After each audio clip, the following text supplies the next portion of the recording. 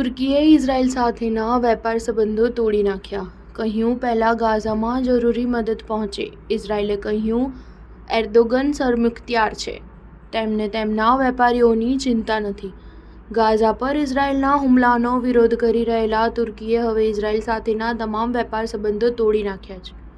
તુર્કીના વેપાર પ્રધાને કહ્યું કે જ્યાં સુધી ઇઝરાયલ ગાઝા સુધી પર્યાપ્ત માનવતાવાદી સહાય પહોંચાડવાની મંજૂરી નહીં આપે ત્યાં સુધી સંબંધો પુનઃસ્થાપિત કરવામાં આવશે નહીં. બીબીસી અનુસાર ગયા વર્ષે બંને દેશો વચ્ચે 58,000 કરોડ રૂપિયાની વધુનો વેપાર થયો હતો. ઇઝરાયલના વિદેશ મંત્રીએ આ નિર્ણય માટે તુર્કીના રાષ્ટ્રપતિ રેસેપ તૈયપ એર્દોગનને સરમુખત્યાર ગણાવ્યા.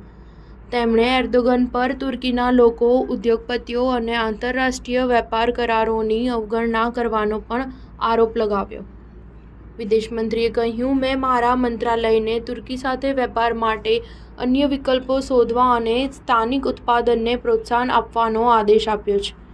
આ સિવાય અન્ય દેશો સાથે પણ નિકાસ વધારવા માટે કામ કરવું જોઈએ. સ્ટાર ન્યૂઝ 7 હંમેશા સચ્ચાઈની સાથે.